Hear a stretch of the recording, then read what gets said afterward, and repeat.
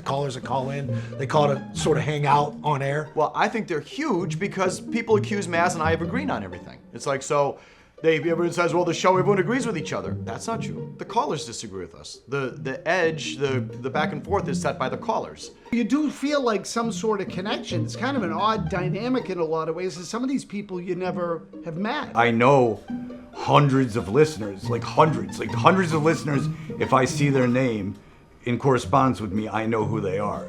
So that's kind of amazing. I mean, I don't think there's anything wrong with celebrity callers as long as they're good.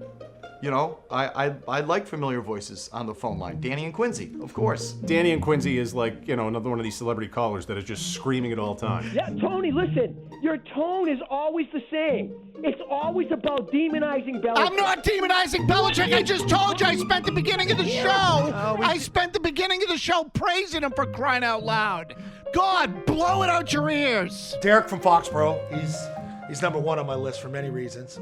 It's hard to not mention Carlton and Norwell when this comes up, because like the whole thing, first of all, his name's not Carlton. Jimmy G Catastrophe. And he sort of kept his identity a mystery. Like he sent us a picture with sunglasses I had on. Carlton, Mike and Woburn. Mike and Woburn by far is my favorite caller because he gets under Felger's skin by just his name popping up on the board. Ken from Lowell, who was a world traveler. In a locker room with grown men walking around naked to and for the showers. And isn't that kind of weird? Oh, Bob in Easton and Adam in Brockton. Tremendous. You know, Dakota in Braintree, who's a complete pain in the ass. But I've played golf with Dakota. Tom and Quincy is hands down, without any question, my favorite caller of all time. Tom and Quincy is my other favorite caller. Tom and Quincy. Tom, do you have zappy fever? Let's get a excuse me, threat. He is Boston. He sounds like Boston. Geek and Natick. Mother, I think, sent a letter, right? Yeah, it might have been his brother or who let us know that he had, you know, some type of disorder. I remember he would call up with the most detailed statistical information. Get out your pencil and your calculator. Stat Geek and Natick is on the board, has some knowledge for us. What do you got for us this week, Stat Geek? I just wanted to talk a little bit about the offensive and defensive lines. I'm actually a little worried about him. He was really into the show.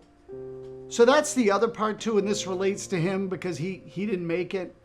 But we hear from people all the time who say, there was one guy, I think it was Tom in New Hampshire. He sent us an email once where they sent his son to daycare. Then they got a call from daycare that his son had died at daycare.